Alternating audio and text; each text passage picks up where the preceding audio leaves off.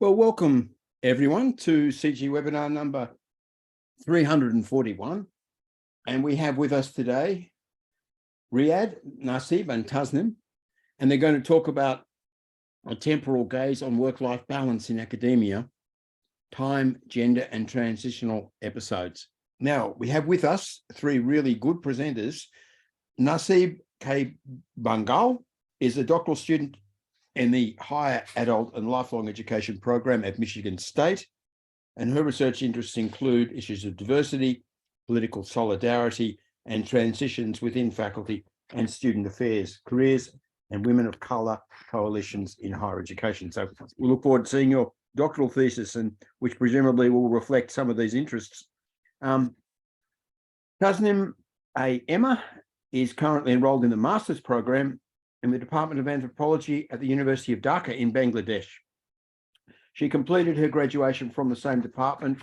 Her interests primarily include medical anthropology, the political economy of health and illness, political ecology and globalization. I think all issues which are pretty important to all of us. So we'll be very interested to see what you do today. And Riyad Shahjahan, who is a veteran of this webinar, has appeared several times before, and of course his work is very important to many of us. He's an associate professor of higher adult and lifelong education at Michigan State University, and also a core faculty member of Muslim Studies, Chicano Latino Studies, Asian Studies Center, and the Center for Advanced Study of International Development.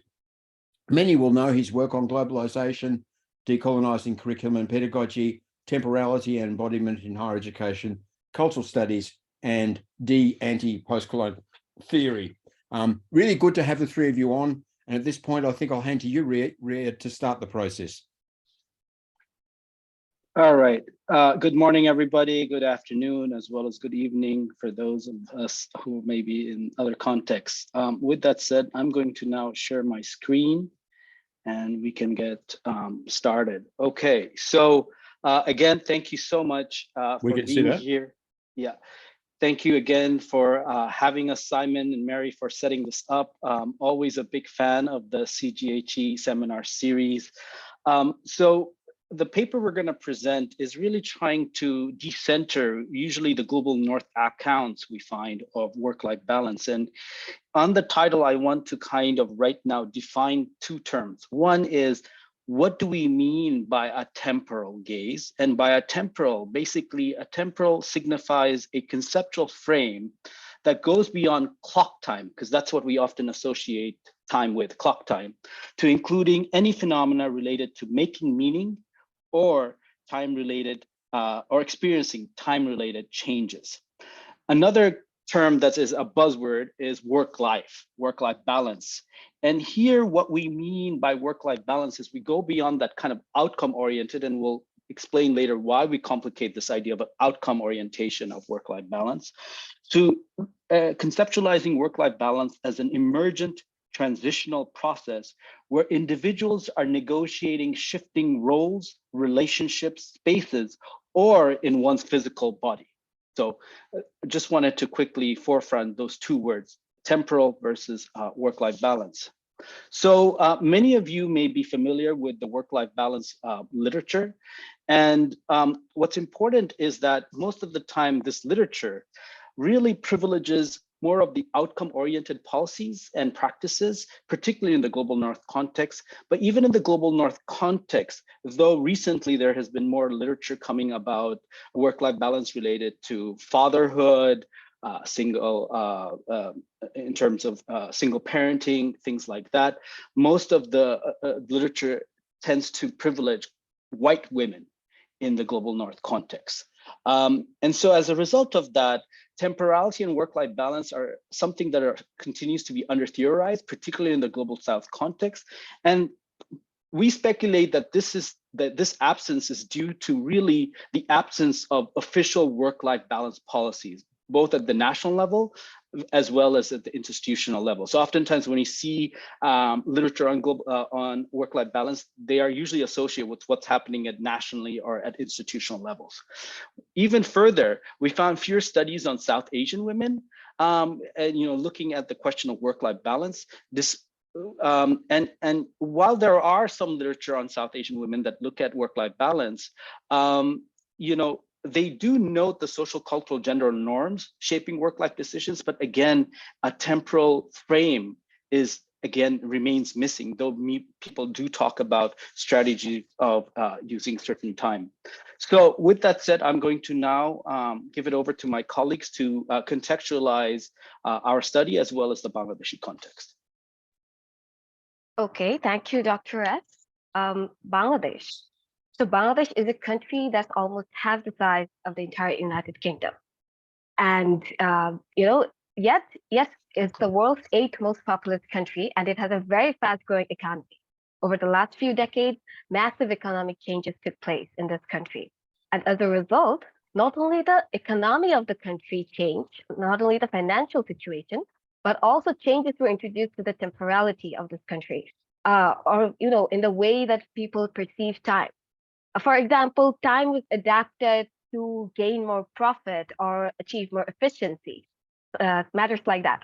So in this context, where time is adapted for efficiency and profit, you know, it leaves very little or absolutely, you know, almost no space for care work to be considered as productive. So in that context, care work is very gendered. Time is very gendered here in the sense that care work is mostly assigned to women here. Of course, men also take some part of the care work, but mostly it falls on the shoulders of women. And while these women are, you know, they are expected to carry on with this care work, and sometimes they even want to. They feel that they must carry on with this care work. They're also expected to do some paid work. This creates an enormous gendered, you know, time pressure on them in some aspects, which we will discuss further into this paper. So basically, why do women come to academia? You see, when we were doing this paper, we were going through literature. We saw that a lot of the literature stated that a lot of the Bangladeshi women wanted to come to academia because of the temporal autonomy it offered them. And why do they need that? You know, what kind of temporal autonomy? They said that the temporal autonomy they needed was mostly because to balance their care work or their family. And you see, like Dr. S mentioned, in the absence of work-life balance policies, official policies here, they resorted to informal practices of work-life balance. Here in Bangladesh, most universities, you know, I just recently graduated from one. I can say that most universities don't have any courses, training, or even any handouts related to work-life balance. So in this context, they had to rely on these informal practices, and these informal practices include, you know, one you can see on the slide is that women seek you can see in the slide that women seek temporal autonomy through junior faculty men. For example, if they have an invigilation duty, they go to their junior faculty members who are men to take on those duties while they use that time, the women, they use that time to do some family work, for example, to pick up their children from school or take care of someone, things like that. So basically, women in academia, although the number is increasing day by day, these women are coming to academia for a lot of reasons, but a salient one among them is the temporal autonomy it offers them. So in that context, academic work in Bangladesh is highly gendered, and it has a lot of temporal implications. And as you can see in the last point, I think the point is not here in the slide, but it does cover, it's covered in our paper, is that the temporal, you know, the careers of the Bangladeshi women, the global South women, vary temporally, you know, in comparison to their northern counterparts. By that, we mean that here in Bangladesh, you can enter academia with only a master's. And I've even seen faculties enter academia with only a graduation, you know, so they can enter their academic work very early on. They leave for mid-career, they meet in the leave in their mid-career for PhD or things like that. But there's also another phenomenon going here, which is academic inbreeding. Academic inbreeding basically refers to when someone is preferred in recruitment or promotion for being from the same department in comparison to someone, you know, who's more qualified, but not from that same department, who's not an alumni of certain department. So this academic inbreeding, being able to enter careers under different academic qualifications, matters like that, make the careers of academic women in Bangladesh very different from the northern counterpart. So basically, that is Bangladesh gender and academic work. Next up, Dr. S, the next slide, please. So next up, we will be discussing timescapes. Timescapes is a concept we used in this paper to make sense of the narratives we're hearing from our participants. So timescapes is an idea coined by Barbara Adams. It basically means a temporal landscape of sort. It denotes, an assemblage of temporal features along with its inseparability from time and context and space. And also, as you can see on the slide, it encompasses social difference. So I think instead of describing or trying to explain these 3 points separately, it would be far more easier to combine these three to an example, because these three are always, entangled. That's the concept of timescapes. So imagine three faculties who, are getting off from work at the same time, and they are going home. So person A, she goes to her home in a car, which is driven by a chauffeur. It takes her about 20 minutes to reach her reach her home. And she can do some of her personal work, so catch up on, checking some scripts, exam scripts, or catch an episode on the Netflix. So she can do stuff like that on her way from office or from the university to her home. So now comes person B. Person B is someone who drives, who bicycles to and from her campus. So she leaves at the same time, but she does not have the same autonomy to use that road time, that commute time, to do something else. She perhaps reaches her home a few minutes later as well, say, 40 minutes. And now, if we consider, the person C, who leaves at the same time but uses the local transport, a bus, and she has to wait at the bus stop for a certain time for the bus to arrive. The bus makes certain stops along the way. It takes more time for her to reach her destination. And, maybe she's not in such a space where she could watch an episode on Netflix or work. So what she does is that time is not exactly experienced the same way as as person A and person B. Although they leave at the same time, they go home. You see, the things I just described, these three experiences, these are all temporal experiences, but very different temporal experiences. Their space mattered, the context they were in mattered, and of course, their social differences mattered. So that is what timescape is, and that is something that we use in this paper to conceptualize our participants, our informants' narrative in a manner. So up next, Naseeb will tell you more about clock time and time work. Naseeb, thank you. Thanks, Emma. Yes, so Dr. S, next slide. So related to the concept of timescape that Emma was touching on, the other two concepts we analytically mobilize in this paper is clock time as well as time work. So Western clock time plays an important role in shaping the temporal gaze globally. By Western clock time, we refer to the abstract, disembodied, precise, and homogeneous notions of time. Derived from Europe, clock time has spread across the world through colonization and later global capital through temporal devices such as watches, calendars, and more recently, the internet. As a transnational force today, Western clock time regulates both indirectly and directly the daily rounds of most people and representations of the world. For example, the introduction of time zones. So much so that it's synchronizing our lives and shaping human agency in significant ways. Embedded in linearity and causality, Western clock time introduces colonization of time, such as the need to control one's time, as well as anticipatory logics of planning, task lists, and time management. Robert, speaking of this, explained that notions such as work-life balance rely on clock time logics or worldview, as work in life is increasingly seen as quantifiable. Another important concept in our paper is time work.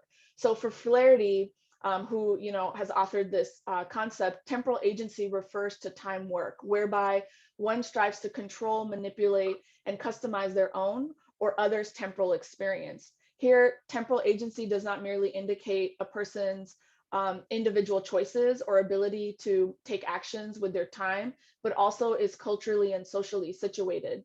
Time work includes manipulating or even modifying one's duration, sequencing, frequency, and timing, as well as reallocating time for particular priorities. Finally, amongst transitional life episodes, such as a job scare, health concerns, separation, or family disputes, temporal agents or time work might also include,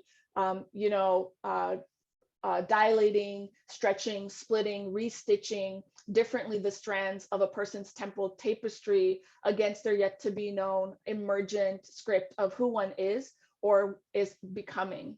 So with this, next slide, Dr. S. So the empirical basis, I think there's a lag in the slides, but hopefully you're seeing the slides come up as we're transitioning. But in terms of our methodology, the empirical basis of our presentation today focuses on 3 Bangladeshi women scholars' narratives. Narratives involve key points, characters, and sequences unfolding across time and context to uncover significance and meanings. We adopted a narrative approach to disrupt monolithic representations of South Asian women, academics' work-life balance in the global South. Unlike the post-positivist oriented qualitative reportings of a fuller data set, a narrative approach helped us learn about work-life balance from the perspectives of 3 participants and their particular sets of personal and circumstantial scenarios. The narratives come from a larger study, which included semi-structured interviews with 22 Bangladeshi academics across 4 different universities located in Dhaka, Bangladesh. Our sample included 9 women and 13 men, as well as 11 of whom were junior academics and the other 11 of whom were senior academics. The 2 of the institutional contexts included public universities and the other 2 included private universities. The interviews covered a range of topics about academic life, including perceptions of time, relationships and dilemmas with time in academic work and family life, and the role of affect in these temporal contexts. Interviews were transcribed and when necessary, translated to English. And we openly coded the data and used writing as a method of inquiry to analyze these particular 3 work-life balance narratives. Next slide, Dr. S. So in terms of our argument today, in today's presentation, we argue that a temporal lens troubles the outcome and spatial orientation as our participants blurred work and home boundaries refracted across social positionality, gendered norms, and relationships. We illuminate this by sharing 3 narratives: Aisha, a single mother and a junior faculty member, Shukanya, a single junior faculty member, and Hamida, a married retired professor. So with that, I'll transition it over to Dr. S. Let me unmute myself. Okay, all right. Hi, everybody. And thank you, Emma and Naseeb, for contextualizing the study as well as contextualizing the context in which we are sharing the narratives and where they're coming from. So first, we'll start with the narrative of Aisha. And here we share Aisha's narrative because it complicates the work-life balance ideas because of the supportive institutional experiences she's had, the transitional episodes that she was experiencing, as well as her future aspirations. So Aisha is just a recently separated from her partner, is a single mother who's also a junior faculty in humanities at a private university. She currently, as when we interviewed her, lived with her mother and has a young daughter.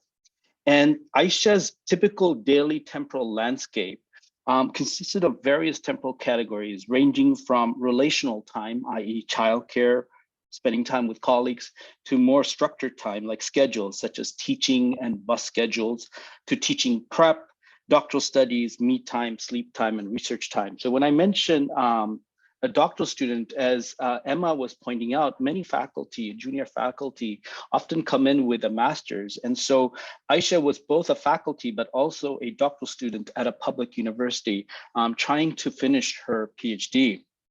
What was interesting and what stood out for us when we were talking to Aisha was she mentioned how her work time as well as me time was possible because of the domestic help that they had at home and her mother's support, or it would have been very difficult for her.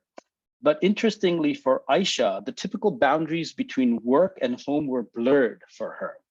And that's because she found workplace was a safe space for her to embody her single motherhood amidst a transitional episode, i.e. separation. So unlike usually the dominant accounts of negative spillover, Aisha shared how her work and home were actually positive spillovers as they positively enhanced each other. What does that mean? Well, she shared with us how, because she was this just recently separated, there's a lot of stigma in Bangladeshi society of being a single mother. But she felt that when she was at work, it wasn't a place where people would inquire, but let her be herself. And in doing so, there was a lot of collegial support in terms of taking care of her child while she would teach and so forth, and even from the administration. And so the workspace, in other words, shielded her from the societal constraints of being a single mother, offering her temporal agency. Now, while Aisha was not stressed out in terms of her daily work, she was experiencing a lot of precarity. Sorry, I need to go to the next slide. She was experiencing precarity with her future career trajectory.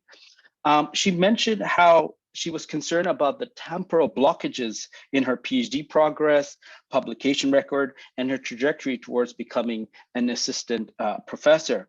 She lamented how, she felt guilt that she was not writing, not finishing her dissertation, things like that. So it was her futurity concerns, whether she'll finish whether or not she will get promotion, that was consuming her.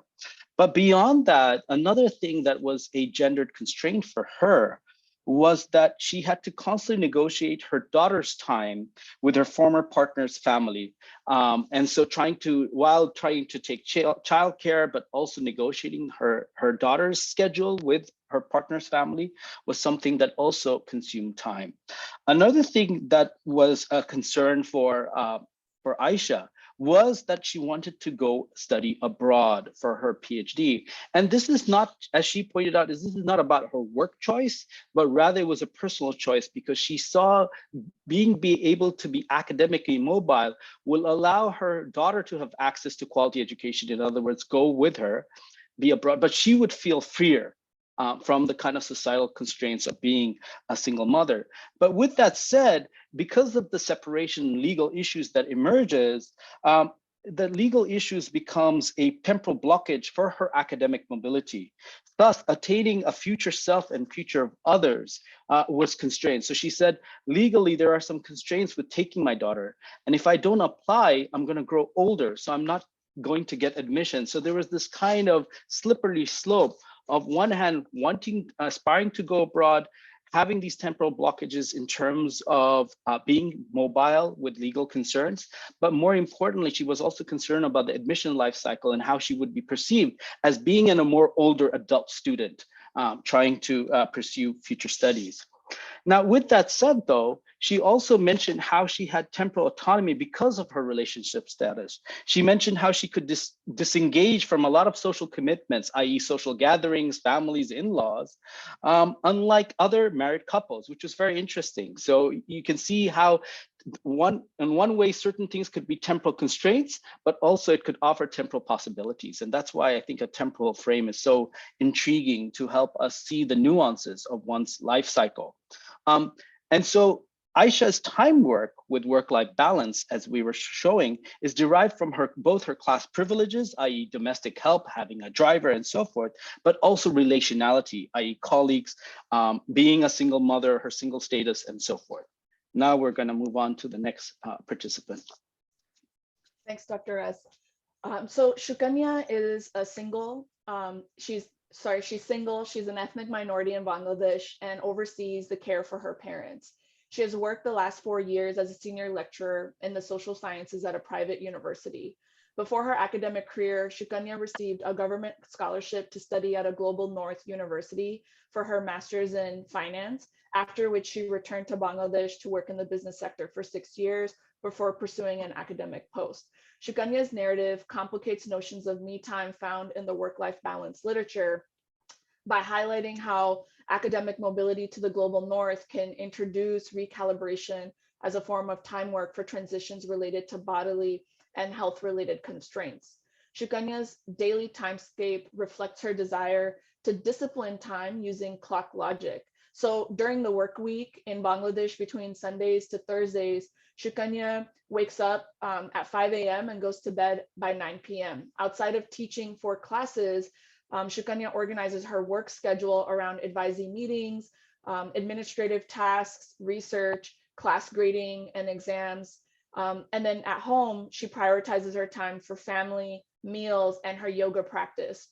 Shukanya's disciplined timescape was not always the case and emerged only after she encountered transitions related to her bodily and job, to her body and her job, which made health a priority for her. Dr. S, the second slide for Shukanya. So while studying abroad, Shukanya was diagnosed with a chronic health condition, which made her more interested in understanding health, explaining, quote, "I watched those videos and learned that our lifestyle impacts our health. My first priority is my health. My job comes second," end quote. The transitional bodily event tore open Shukanya's prior timescape, allowing her to restitch a disciplined timescape with recalibration to her health, a priority she observed amongst colleagues in the global north. Shukanya shared, quote, "I should have a disciplined life. That's segregation. That I learned from them. Global North residents are very modern," end quote. So through her bodily constraint and academic mobility, Shukanya recalibrated her temporal resources towards her health, which she was challenged to continue to practice after returning to Bangladesh. Once back in Bangladesh, Shukanya cited job strain in her corporate career as another temporal constraint. So Shukanya struggled to practice the discipline she learned while studying abroad, working on Saturdays and sacrificing time away from her family and parents.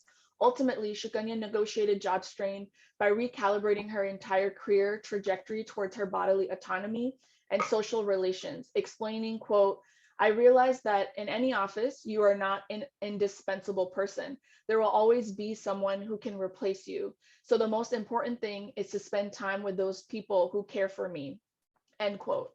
So drawn to greater flexibility in Bangladeshi academia and driven to appropriate clock time, Shukanya employed time work by recalibrating her career to open up temporal resources for her health.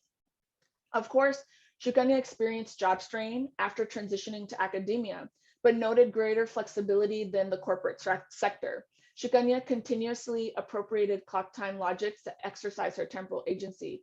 For example, she asked her department chair to schedule her for only morning classes. She continued investing in her health through her daily yoga practice, protected her weekends for parents, and enjoyed movies. She also refused to give students her phone number, which is a common practice amongst academics and students in Bangladesh, and preferred instead to correspond over email. And she continued to also travel abroad for leisure and surrounded herself with wellness mentors like her yoga teacher. Further, she recalibrated her administrative responsibilities towards her health by advising the Triathlon Club. As her research commitments grew, she again recalibrated her time towards her health by ending her involvement with the Triathlon Club, as well as some of her administrative roles. Instead of doing more, she appropriated clock time logics to maintain the same volume of academic work and continue to prioritize her health. So altogether, Shukanya's emergent work-life balance timescape encompassed a transitional episode, academic mobility, bodily constraint, job strain, and recalibration of her career trajectory. While some global North work-life balance studies consider transitional episodes in women academics' careers, none consider how academic mobility to the global North can introduce different forms of time work that go on to shift a person's timescape. The privilege of academic mobility exposed Shukanya to the clock time practice of recalibration. And finally, Shukanya's narrative also showed us that work and life balance isn't always desirable for some, as Shukanya really just tried to prioritize her health instead of this quote unquote notion of balance. So with that, I transition it over to Emma. Just a quick Thank FYI, just a quick FYI, I No think we're having issues with transitions with our slides because of time lag and internet. So it's very interesting. Anyway, sorry about that. Go ahead, Emma. Okay, thank you, Naseeb. So basically, the next person we decided to put in this paper is a faculty called Hamida. She is a professor of the applied sciences at a public university. She is, in fact, a renowned scientist. And you see, while the other two persons we talked about, the other two faculties, they were in the mid or early stages of their career. But in case of Hamida, she is, in fact, at the end of her career. She was, in fact, in the last, almost about to retire when we met with her. So, but her perspective gave us a completely new way of looking at the concept of work-life balance, which is through her, we realized that work-life balance can actually be, or maybe is, always a gradual process spanning one's entire lifetime in a way. It's not, a month, a year, or a few years task, but it gradually unravels in your entire lifetime as an academic or as a professional. So that's basically what we understood through the narrative of Hamida. So Hamida, in her present life, you see, we saw that she was very put together in a way. She completely segregated her work and personal life. Her life was very routine, which you can also call clock time bound. To unpack this a little bit, she used to wake up at 4:30 a.m. Then she used to have her breakfast at a certain time, leave for the university at a certain time, and reaching the university, while up until she came back home, that entire time while she was at the university, she did her office work, but the moment she came back home, she brought none of her work with her back home. So she didn't have any spillover. Her work did not spill over into her personal life, and in some ways, her personal life did not spill over into her work life. Her way of doing this was earlier Naseeb touched upon the concept of time work. So a way of time work is sequencing. The way Hamida sequences waking up, breakfast time, partner time, some time time to spend with her husband. I'm sorry, with her husband, and some then self-care time. That was also very important to Hamida. So that is basically Hamida's present life, very sequenced, clock time bound routine. And at first glance, that it seemed like this is what work-life balance should look like, or this is what work-life balance is. But upon further unraveling, we see that that has not always been the case. The next slide, Doctor. Thank you. So her past life in the past, when she was a mid-career academic, she tells us that the situation was very hazy in terms of spillovers. She used to take work home all the time when she was named the chairman of the department. That was a very new department, and she told us that that department actually was a very new, but it had some of the best students nationally. And the situation was that if she did not, it was not up to her, but the situation was that those students, one of the best ones nationally, they would not probably even graduate due to resource shortages and things like that. So pressure was enormous on her, and she used to sweat over it. Not only at work, she used to bring it back home, bring work home. She used to talk with her husband about the kind of pressure she's facing at work, the guilt and everything. So she was not giving enough time to her daughter. So one incident, what earlier Naseeb called transitional bodily incident, but this is a transitional event, which was more of a parental incident, but childcare incident. So this incident was with her daughter, her only daughter. She once called her daughter to sit by her side, and her daughter stomped out on her and said that you go back to your students. You don't need to come home. If you're upset, call your students. You don't need me. And that incident, that transitional event, struck a chord, and that changed the way she was sequencing or calibrating her work. So what she decided to do in that, due to that incident, she decided that she would never again bring work home. And this caused, although this call was a very clock time bound, that's 9 to 5, that's only the work time, and after that, that's time with family. So while this helped her to achieve more time with her daughter, more parental time, childcare time, this also created an time compression because she had to finish all that work within those 8 hours. And also, she used to feel the emotional management that came with this caused Hamida to feel very guilty that she was not doing her work properly, not giving her best. So what happened is that we saw that as a mid-career academic, as a working mother, Hamida did face struggle with work-life balance. But as she grew to recalibrate, which is another sort of time work, as she grew to recalibrate her life, she started to sequence things. Things got easier for her in some ways. So now the situation for her is that she is no longer a working mother. Her daughter does not live with her anymore. She lives abroad. So she does not have to allocate time to childcare. So her timescapes have changed in many ways than just this. She's also a senior faculty right now. So like I said, timescapes depend on a lot of things. So she has a changed timescapes. Her time work, nature of time work has also changed. Like I said, now she's more sequence bound. And another aspect that helped her achieve this work-life balance is familial support. Familial support, when we talk about that, basically, Hamida told us that her husband was very supportive in terms of the fact that when she could not pick her daughter up from the school, her husband did not mind taking her daughter home. And he helped her as much as he could. That's what Hamida told us. And about the familial expectations, Dr. S. or Naseeb mentioned earlier that certain expectations are there from the family. That was also the case for Hamida, that she was a woman and she had certain care expectation. But as she grew, this is very interesting, as she grew to gain more recognition as a scientist, gain more recognition, which is not just, in the national borders, she went international in terms of her success. These expectations grew to tone down. She had people, her family was started to give her more support, started expecting less from her in terms of house care work and things like that. So the matter that we saw in her incident is that work-life balance is an amalgamation of a lot of things. Change timescapes, time work, support from family. And this was not achieved over just a few years. She did face almost the same kind of temporal constraints like Aisha or Sukanya, but now when we see her, we see that at this speck of time, she has achieved something that we would call work-life balance.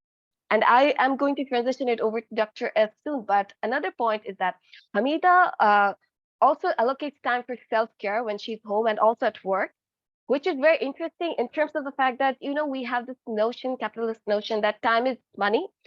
Hamida uses it like time is, use of time is maintaining stress levels, healthy eating, the capacity to maintain social relationships. So you see the quality of time has changed in, a way that is for her self-care. So we found that really interesting in case of Hamida. So yeah, thank you, Dr. Kress, over to you.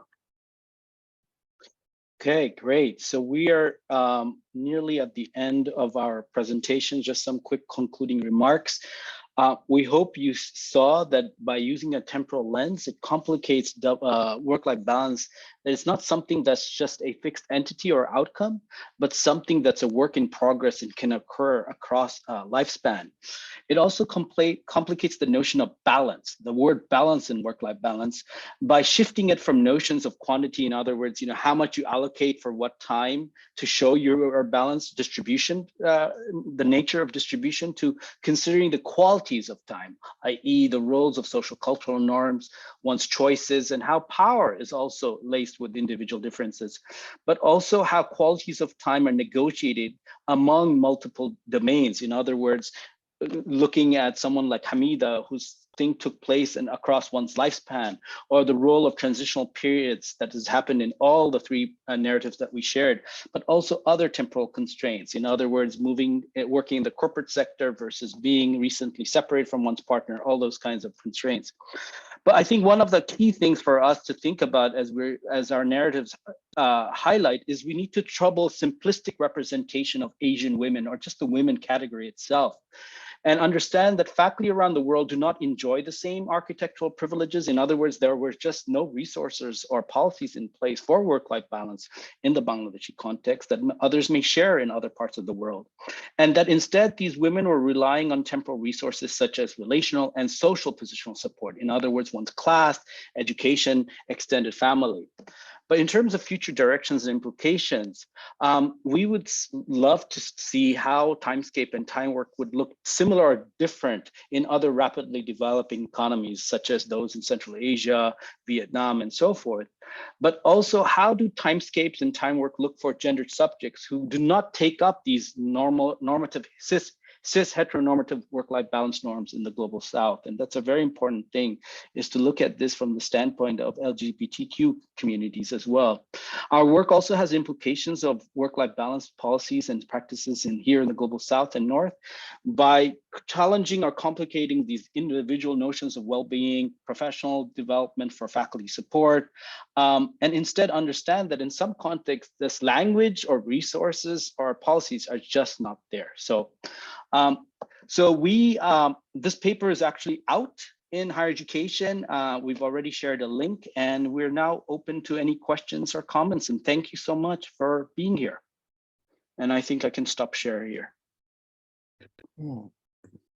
Well, Emma, Naseeb, Dr. S, Riyad, what a tremendous paper. I thought that was really interesting. And I mean, you brought Ayesha and Sukanya and Hamida to us in a way which allows us to enter their lives as if they were here with us. And you can do so much with this sort of method, I think, in understanding people and their situations, their lives, and how those are different in different contexts and how they change over time.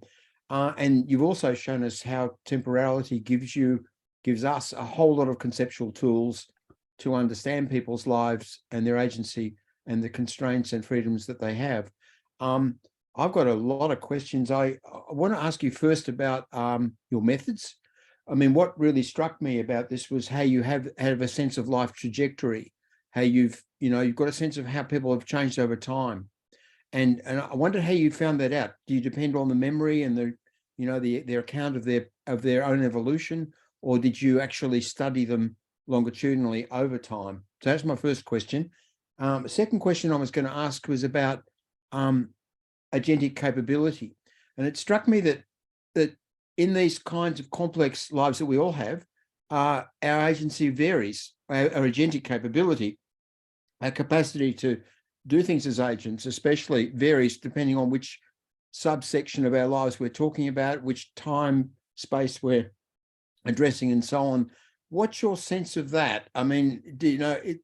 And the third question and the remaining question is, how do people resolve their decisions about what they're doing and where they're going, in your view? I mean, what kind of central agentic facility do they have to sort their time spaces and prioritize their lives and arrange their schedules and decide what they're doing with different relationships in different situations, and how they handle the constraints and how they find ways to do the things they want to do within those constraints? I mean, Amartya Sen talks about agency freedom.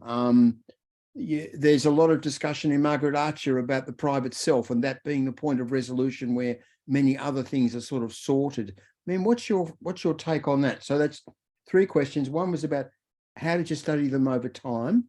The second one was, does agentic capability vary, in different ways, in different situations? And the third one being, how do people resolve decisions about where they're going, what they're doing with their lives? So let me answer the first question, and maybe the other two could respond to your other questions, Simon. So in terms of methodology, it's fascinating, Simon, when how much is revealed when you ask someone, which was one of our interview guides, is what do you do when you wake up in the morning till you go to bed? And when you ask someone like a typical day, what does that look like? It's amazing how people share what they're doing, and you can see the various temporal categories that emerges, right?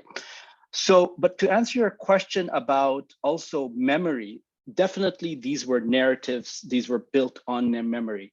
But one part of the question is, what do they do in their daily timescape? But another thing that was very important for us to address is, what are their career trajectory? In other words, where did you start? Where are you going? And that became a very important part of our timescape study, right? It's not just looking at the daily, but also the career trajectory. And when you ask such a question, you see the evolution or the changes one make in your response to your second question, their agentic capabilities shifts based on where they are in their career stages, but also where they are in their own life stages, right? In terms of aging, in terms of transitions, in terms of movement, things like that. But also, Simon, in terms of your response to agentic capability, we only share 3 narratives, but we could complicate this in furthermore in terms of looking at the question of social difference. In other words, one's ethnicity, one's gender, one's class, more importantly, one's discipline. I mean, we didn't even talk about disciplines here. How disciplines also shape. So for instance, someone who's studying, teaching art study in fine arts versus someone working in a lab, their daily schedule looks very different. Their career trajectory also looks different because of the disciplinary kinds of forces that shape their lives. How do they resolve what they are doing, how they make those choices? I'll leave it to Naseeb and Emma to respond. Naseeb, Emma, do you have any thoughts, or also your responses to the other 2 questions that Simon posed? Yeah, Emma, feel free to jump in. I just want to briefly say, Dr. Marginson, you kind of already gave us a clue, right? I think the way people resolve, some of the temporal constraints in their life is based off of where they are in their life cycle. So Emma spoke to this about how Hamida ma'am had very different, challenges in her as a younger, early career faculty member versus later on, as she amassed a bit more status as an academic, and how that alleviated tensions between her gendered expectations at home for what she should be doing. So I think some of how folks resolve is the time work strategies that they gain or shed over, their lifespan. And then the other piece is, across our stories, we were really struck by, there were particular incidents for each person that really became a catalyst. It made folks pause, and it made folks kind of reevaluate, whether for them it read as time work, probably not, because that's a concept we mapped onto folks' narratives separately as researchers, imbued in this kind of social meaning making process. But, these critical events happened for folks, and it made them pause about how they were carrying out their day-to-day lives in the context of their larger life meaning. And folks either carried on with similar practices for their time, or it was an opportunity to think differently. So for example, I talked about Shukanya, who had the opportunity, which not everyone does, but more and more, is increasingly becoming predominant for folks in the global South, is to study in the global North. And so that transitional life episode, coupled with being, diagnosed with a health condition, made her really pause and think. Yeah. And so it wasn't a direct resolution, but over time, it became something that lingered, right? And she brought back with her to Bangladesh. So I don't know, Emma, if you have any thoughts too on how folks were resolving. Yeah, I think you and Dr. S covered most of it. Basically, 1, where they are in their life cycle, and 2, transitional events. But what I want to add here is that, I'm not sure if I can phrase it the way I'm thinking it. About transitional events, it's not something that you expect. It's just something that comes out of the blue. It's not part of your daily life in a way. It comes from your daughter. It can come as a health condition. It's not something you expect, and it could be COVID. It could be that global shock that we were experiencing. So I think these transitional events were not something that they were things that happened outside, and they were reacting to it. So I think that is a matter about transitional event that I wanted to indicate. That, and another thing is that expectations, I think that basically falls in the greater life cycle part in a way. But for Aisha, while you were speaking, Naseeb, I started to think that she wanted to go abroad to study, and all of the why did she wanted to go abroad to study? Because she did not want to share her daughter with her husband in a way, she mentioned. So these expectations, that to avoid expectations or to gain or to meet expectations, people decide what they want to do in a way. I'm not sure if I phrased it the way I was thinking it, but thank you, Dr. Naseeb. I think this point about, people responding to key incidents or critical events, change-making events, very interesting. And these events sometimes seem to be in their, or mostly seem to be in their own lives. And they're about health and, their own life and family members often, but presumably there are also possibly external events, so that, like in Ukraine, in the war situation, when that all came on, that was a critical event for many in terms of rethinking things. And I sort of think about that very last, lecture of Foucault, which I really, really admire and like very much, sort of his last words, if you like, before he died, in his at the end of his Collège de France lectures in 1984. And he says, look, we only learn through otherness. We only learn through difference. It's through engaging with something that enables us to see and think differently that we find truth. And he talked about the other world and the other life. And I think that when your daughter comes home and says, you don't need me, we have no relationship, you suddenly see your life differently, or you see the world differently, you see the relationship differently through her eyes. That's that engaging with the other enables then a lasting change to occur. I'm going to bring in Ruth Liu, who's got a good comment in the chat. Ruth, are you there, please? Yes, Hello. thank you so much. Hi, thank you for allowing me to raise the question. So thank you for the wonderful presentation. Can you talk a little bit more about how these participants reconcile their time and commitment? It sounds to me like they have to draw support from their different networks, including their family, their work communities across cultures, time, space. So do you think the communities play a big part in their work and life balance? Thank you. Naseeb, Emma, you want to go for it? Yes, they do have a lot of support from their families, work communities. You pointed that out correctly. If I answer this in this way, in Bangladesh, oftentimes you live with your, in joint families where you live with your parents and you have your brother, sister with you. So here we don't particularly have a lot of daycare facilities. We don't have babysitting facilities. So maybe we don't have these facilities because we live in such a cultural situation where we can draw support from families. That's a matter. And another is work communities. Drawing support from work communities. In our sample of 22 people, I think only Aisha was the one to draw support from her work communities. If I'm right, incorrect, Dr. S, please correct me. So what you're saying is that asking is that if they do draw support from their family and work communities, yes, they do. And geographical boundaries across culture, do you think? Okay. So yeah, the culture and geographical boundaries. The geographical boundaries, I'm not actually sure what you mean by across culture and geographical boundaries. Could you please elaborate a little?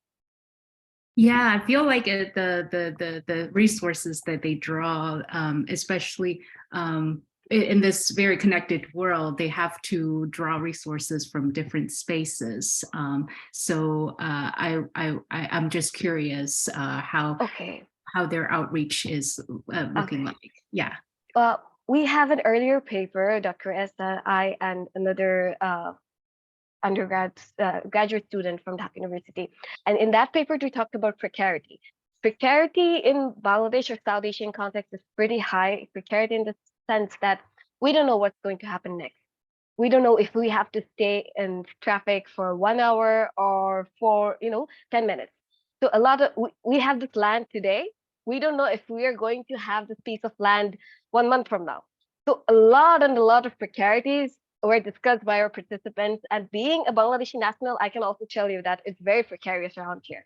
And we noticed that because of this precarity, I think the people in Bangladesh tend to rely on their community networks a lot more.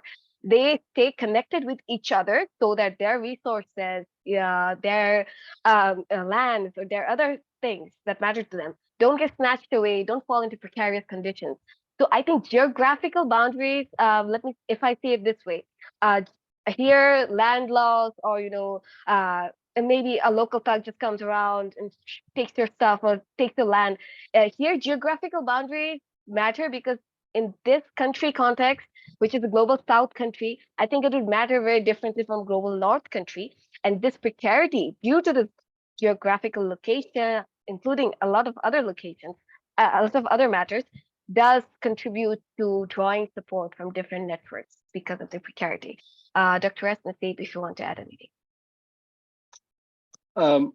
Ruth, thank you for your question. I think one way to also answer your question, particularly crossing boundaries and cultures, is that we noticed, and we've addressed this in, I've addressed this in a recent paper that I just published on academic mobility, coming from the study using a very similar narrative approach, is that going abroad or wanting to go abroad requires tremendous resources, right? And so when people do go abroad, they have a different form of network that they develop, i.e. the credentials that they have, that they get a Global North degree, for instance, access to colleagues who then give them access to other resources, such as journals. Like one participant said, now I just email a participant in England and then they send me an article that I can get, right? And also some people come back because now they have a particular kind of global capital that they didn't have. So mobility allows them to access communities, but also access capital that is transnational that they can bring back, which then to some extent, as Emma was sharing, helps to alleviate some precarity that you would have if you did not go abroad. So in terms of the, I wouldn't call it cross-border. In terms of cross-culture, what was very fascinating, Ruth, is that, you know, as I said, we were interviewing people to ask them what their daily timescape was. And it was fascinating, Ruth, to hear from those who studied abroad or lived abroad, who came back, whose dinner schedule looked very similar to what they adopted in the global north. In other words, some people in Bangladesh, people don't usually have dinner till like 9 or 10 p.m. And so when I heard from participants who said, oh, we have dinner at 5 and 6, I was like, oh, wow, and then they would say, oh, I lived in the United States and I brought that with me. So in other words, how people bring time maps, which is something we don't think about in terms of mobility, how time maps are adopted from somewhere and they bring back is something we don't really theorize, which I did theorize in this academic mobility paper, is something I hope responds to your question about not just cross-border, but cross-cultural time maps that we might bring as we travel. Yes. How much we can learn from comparing people in different situations using these methods. I just think this is really good research and you know, really good that it's published and available now. And people should look out for the paper, I think. I mean, we've had a very successful discussion where we've held everyone in the audience in, and it's been a small audience for us, but I think you'll find that a lot of people access this through YouTube. It's one of the best presentations we've ever had in the series.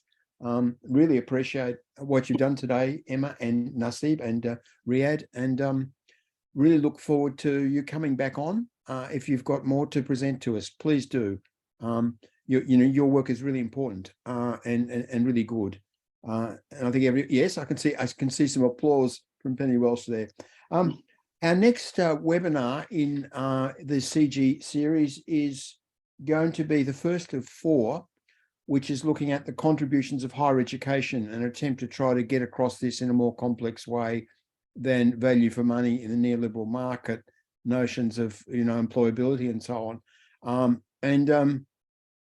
As I said, we'll have 4 of these, and the first one on Tuesday next week will provide an overview of the book called Assessing the Contributions of Higher Education, and will be presented by the book's editors. That's Brendan Cantwell, Anna Splinitsova, Daria Platonova, and myself. And we'll show you what's in the book. And Brendan and Daria and Anna will briefly present their chapters, and then we'll go on with webinars 2, 3, and 4 in over the fortnight. So thanks for coming today.